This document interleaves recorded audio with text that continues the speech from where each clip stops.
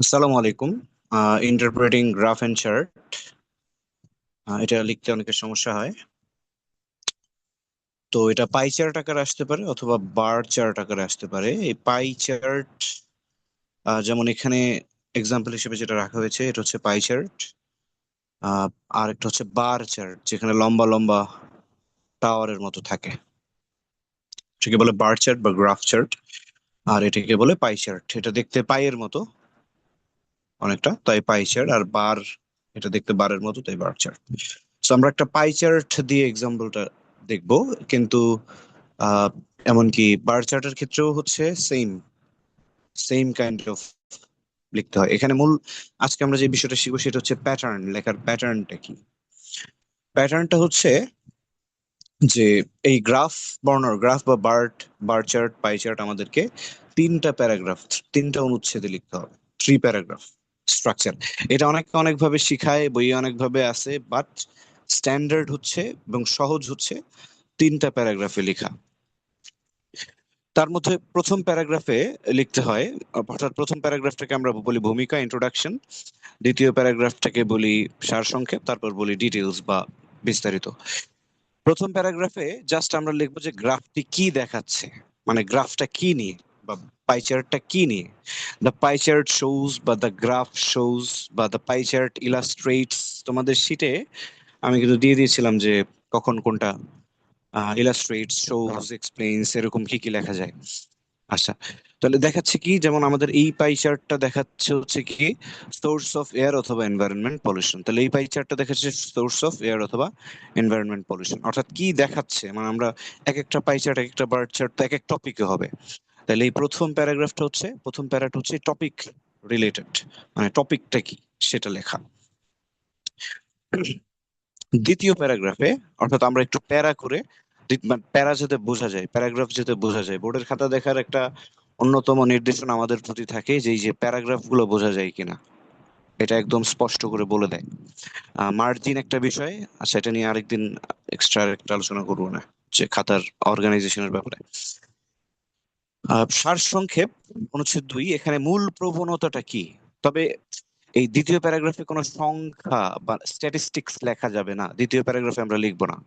আমরা যখন এই যে আমার স্ট্রাকচার আমি যেটা শিখেছি এটা যখন ফলো করবা, তখন এই দ্বিতীয় প্যারাগ্রাফে কোনো স্ট্যাটিস্টিক্স লিখবা না। তাহলে লিখবোটা কি দ্বিতীয় প্যারাগ্রাফে? মূল প্রবণতাটা কি দেখো তো। এখানে এনভায়রনমেন্ট পলিউশন, এয়ার পলিউশনের জন্য সব থেকে বেশি দায়ী হচ্ছে ইন্ডাস্ট্রিয়াল, অর্থাৎ শিল্প এলাকা। শিল্প এলাকা সব থেকে দায়ী। তারপর ভেহিকেল, যানবাহন দায়ী। তারপর হচ্ছে রেসিডেন্সিয়াল, আবাসিক এলাকা দায়ী পরিবেশ দূষণের জন্য। হুম। তো আবার এগ্রিকালচারাল যদি ধরো, তার মানে প্রায় 90% দায়ী কিন্তু হচ্ছে মানুষ। মানুষ ইন্ডাস্ট্রি করে, মানুষ ভেহিকেল করে, গাড়ি কিনে গাড়ি চালায়, বাইক চালায়। মানুষ বসবাস করে আবাসিক এলাকায় এবং বর্জ্য ময়লা এগুলো উৎপাদন করে, যেখানে সেখানে ফেলে। মানুষ কৃষিকাজ করে, কীটনাশক ব্যবহার করে পরিবেশ দূষণ করে।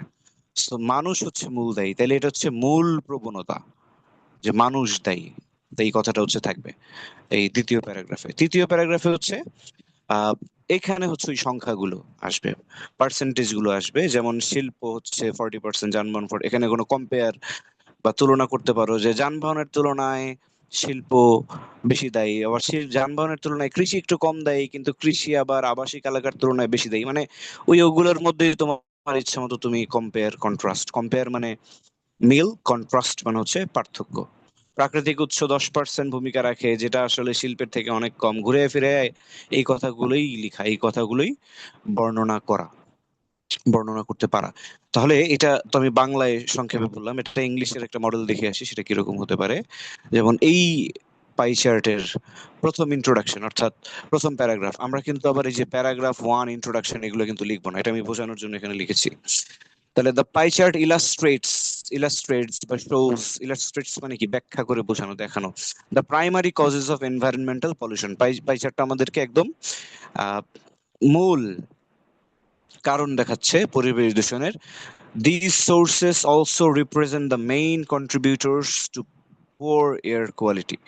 তাহলে এই সোর্স গুলো এটারও প্রতিনিধিত্ব করে, যারা বাতাসের যেই গুণাগুণ এটা নষ্ট করার জন্য যারা অবদান রাখছে, অর্থাৎ পাই চার্টটা দেখাচ্ছে কি এটাই। The image explains various human actions and natural events that release harmful substances into the atmosphere. এটা দেখাচ্ছে যে মানুষ এর অ্যাকশন, এবং শুধু মানুষের অ্যাকশনই না, অ্যান্ড ন্যাচারাল ইভেন্টস, প্রাকৃতিক ইভেন্টও দায়ী, এটাও আমরা পাই চার্টে দেখতে পাচ্ছি। মানে এখানে আপাত দৃষ্টিতে যা যা দেখা যাচ্ছে, হিউম্যান নেচার, এইটাই লিখা, একদম এরকমই লিখতে হবে তা না, এটা একটা মডেল। দিস পলিউটেন্টস, পলিউটেন্টস মানে দূষণকারী, পলিউট দূষণ করা, পলিউশন দূষণ, পলিউটেন্টস যে দূষণ করে বা পলিউটেন্টস যারা দূষণ করে। This pollutants significantly lower the overall health of our environment, আমাদের পরিবেশের বিপর্যয় ঘটায়। দ্য চার্ট ইনক্লুডস, এই চার্টে আছে 5 ডিস্টিংক্ট ক্যাটাগরিজ, ডিস্টিংক্ট মানে আলাদা আলাদা, 5টা আলাদা আলাদা ক্যাটাগরিজ আছে। বারবার বলছি যে যেটা দেখা যায় এটাই হচ্ছে প্রথম প্যারাগ্রাফে, যে 1 2 3 4 5, এটা তো আমরা দেখতেই পাচ্ছি খালি চোখে। Categories: factories, vehicles, farming, homes, and nature. It compares uh, how much each group contributes to total pollution levels measured globally. এটা দেখাচ্ছে যে এই 5টা ক্যাটাগরি কিভাবে কিভাবে কিভাবে কি করে। তো এটা যদি যে কোনো কিছু নিয়ে বার চার্ট হয় বা গ্রাফ চার্ট হয়, এখানে থাকবে এটা, এখানে এইটা আছে, এটা আছে, এটা আছে, এই 5টা জিনিস আছে, এটা এটা বোঝাচ্ছে। জাস্ট ইন্ট্রোডাকশনটা হচ্ছে এরকম, এই মডেলে হবে। এগেইন এক্সাক্ট এরকমই লিখতে হবে, তাই না? এরকম কাছাকাছি লিখতে হবে। তারপরে প্যারাগ্রাফ 2 ওভারভিউ, যে একটা আমরা ওভারভিউটা কি, প্যারাগ্রাফ 1 হচ্ছে কি দেখা যাচ্ছে, আর প্যারাগ্রাফ 2 হচ্ছে ওভারভিউ বা প্রবণতাটা কি, মানে এটা কি বোঝাতে চাচ্ছে।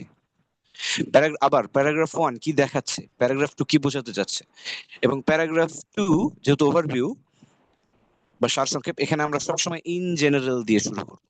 আমরা প্যারাগ্রাফ 1 সবসময় শুরু করবো দ্য পাই চার্ট ইলাস্ট্রেটস অথবা দ্য গ্রাফ চার্ট ইলাস্ট্রেটস, এই শব্দটা ব্যবহার করার চেষ্টা করবা, তাহলে এক্সামিনার বুঝবে যে তুমি শব্দ ভালো ভালো শব্দ জানো। হুম, শো অফ করতে হবে একটু। তাহলে ইন জেনারেল দিয়ে আমরা সবসময় প্যারাগ্রাফ 2টা শুরু করবো, যেই প্রশ্নই আসুক না কেন, যেই pie chart in general the data reveals that human made activities are the dominant causes of pollution. ওই যে আমি যেটা বলছিলাম যে মানব সৃষ্ট কারণটাই হচ্ছে প্রথম কারণ, এই যে 90% কারণ হচ্ছে মানব সৃষ্ট কারণ। কনভার্সলি, বিপরীত ভাবে, বা তুমি এখানে লিখতে পারো অপোজিটলি বা অন দ্য আদার হ্যান্ড, যে কানেক্টর গুলো আমরা শিখছি, on the other hand, on the contrary, natural events contribute a much smaller share.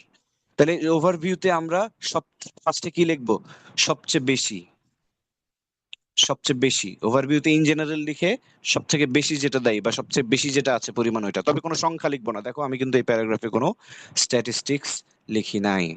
তাহলে সবচেয়ে বেশি মানুষ দেয়। আবার এরপরে কি লিখবো, এরপরে লিখবো সবচেয়ে কম। আমি একদম ফরম্যাট দিয়ে দিচ্ছি যাতে সুবিধা হয়।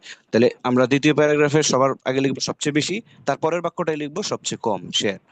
Emissions from manufacturing and transport sectors together account for the vast majority of environmental damage. সবচেয়ে কমের পর এই যে সবচেয়ে বেশি, সবচেয়ে বেশি, এই সবচেয়ে বেশিটা কি কি কারণে বেশি, কি কি কারণে বেশি, সবচেয়ে বেশিটা কি, হিউম্যান, ম্যান মেড বা মানব সৃষ্ট। তাহলে ম্যান মেড এর কারণে কি কারণে বেশি, এটা হচ্ছে থার্ড সেন্টেন্সে লিখে দেব। কি কি কারণে বেশি, এই যে ট্রান্সপোর্ট মানে ভেহিকল, তারপর ইন্ডাস্ট্রি, তারপর রেসিডেন্সিয়াল এরিয়া, এগ্রিকালচার, এই কথাগুলো কিভাবে লিখছি দেখো। এমিশনস, এমিশন মানে কি, নির্গমন, ধোয়া বের হওয়া, এমিশনস ফ্রম ম্যানুফ্যাকচারিং, ম্যানুফ্যাকচারিং মানে হচ্ছে উৎপাদন, ওইখানে আছে প্রোডাকশন, প্রোডাকশন উৎপাদন, ম্যানুফ্যাকচারিং উৎপাদন। And ট্রান্সপোর্ট সেক্টরস মানে কি, ভেহিকল, টুগেদার অ্যাকাউন্ট ফর, তারা অ্যাকাউন্ট ফর মানে দায়ী, for the vast majority, vast মানে বিশাল, vast majority of environmental damage. অর্থাৎ সবচেয়ে বেশিটা কি কি কারণে বেশি, এই যে উৎপাদন, যানবাহন, হুম, এই দুইটা সেক্টরই দায়ী। তুমি চাইলে এখানে আরো লিখতে পারো, এগ্রিকালচার, রেসিডেন্সিয়ালের কথাও লিখতে পারো, সমস্যা নাই। বড় লিখলে ওগুলো লিখতে হয় আর কি, যদি বড় লিখতে চাও, বাট স্ট্যান্ডার্ড সাইজ হচ্ছে আমি যেটা দিচ্ছি, এটার থেকে বড় লিখলে সমস্যা নাই। আচ্ছা, প্যারাগ্রাফ 3 লাস্ট প্যারাগ্রাফ, এখানে হচ্ছে ডিটেইলস পার্সেন্টেজ সব আসবে, কত পার্সেন্ট, কিভাবে কম্পেয়ার কন্ট্রাস্ট। যেহেতু আমরা প্যারাগ্রাফ 3টা ডিটেইলস লিখবো, এবং আমি আবারও বলছি যে প্যারাগ্রাফ 3 ডিটেইলস এগুলো লেখা যাবে না, তাহলে আমরা এটা সবসময় শুরু করবো টু বি স্পেসিফিক দিয়ে। To be specific industrial waste, তাহলে আমরা সবসময় প্যারাগ্রাফ 3টা শুরু করবো টু বি স্পেসিফিক দিয়ে। যেই প্রশ্ন আসুক না কেন টু বি স্পেসিফিক লিখে কমা দিব। Industrial waste and smoke create exactly 40% of all pollution. সব থেকে বড়টা দিয়ে শুরু করলাম, অনেকে বলে ছোটটা দিয়ে শুরু করতে, বাট প্যারা নাই, এক বড়টা দিয়ে শুরু করলেও হয়। Industrial waste and smoke create exactly 40% of all pollution, making it the largest source. এটাকে সব থেকে বড় সোর্স বানিয়েছে industry. Moving vehicles like cars and buses represent 25% of the total, অর্থাৎ ভেহিকেল হচ্ছে 25%। Together this two sectors causes 65% of global emission. দেখো, এটা কিন্তু পাই চার্টে নাই, এটাই যে যোগ করে দিলাম, তাহলে ভেহিকেল আর ইন্ডাস্ট্রি মিলে 65%, এই যে একটা সেন্টেন্স বেড়ে গেল, টুগেদার একটা কানেক্টর আমি ব্যবহার করলাম, রাইট? এই কম্পেয়ার কন্ট্রাস্ট মূলত এগুলোই। Agricultural practices such as burning crops add 15%, agriculture হচ্ছে 15% দায়ী। Small household sources including cooking or waste burning, ময়লা আবর্জনা পোড়ানো, রান্না বান্না, কন্ট্রিবিউট 10%। এখানে যেহেতু এয়ার পলিউশনের কথা বলছে, ধোয়া বের হওয়া, কার্বন নিঃসরণের কথাই বলছে, এমিশন মানে নিঃসরণ বা নির্গমন। Burning cooking or waste burning contribute 10%, 10% ভূমিকা রাখে। লাস্টলি, তাহলে ফাইনালি বা লাস্টলি কানেক্টরে শিখেছি আমরা, natural events like dust storms, ধূলিঝড় অর ভলক্যানোস, আগ্নেয়গিরির অগ্নুৎপাত, make up the final 10%। Okay, এখানে আগ্নেয়গিরি ধূলিঝড়ের কথা বলা নাই, বাট আমরা এক্সাম্পল দিতে পারি, সমস্যা নেই। ওভারঅল ওভারঅল আমরা ফাইনালি যদি একটা ওভারঅল দিতে পারি, যেমন আমরা ওই যে ফার্স্টে যে বের করলাম, এই ওভারঅলটা কি, ওভারভিউর প্রথম লাইনটা প্যারাফ্রেজ করে লিখে দিই। ওভারঅল হিউম্যানস কজ, মানে মানুষ সৃষ্টি করে 90% অফ অল পলিউশন, মানুষই 90% পলিউশনের জন্য দায়ী। আমরা এই যে ডিটেইলস প্যারাগ্রাফ, থার্ড প্যারাগ্রাফের লাস্ট লাইনটা এরকম ওভারঅল দিয়ে, ইন জেনারেল দিয়ে প্রথম যে সেন্টেন্সটা, এই সেন্টেন্সটাকে ঘুরিয়ে একই কথা লিখে দিতে পারি। এটা তো খুব সহজ, আমি যতটুকু সাইজে দিয়েছি এতটুকু সাইজে দিলেও হবে। তাহলে আজকে আমাদের পাই চার্ট ডিসক্রাইবিং বা ইন্টারপ্রেটিং গ্রাফ এন্ড চার্ট এতটুকুই।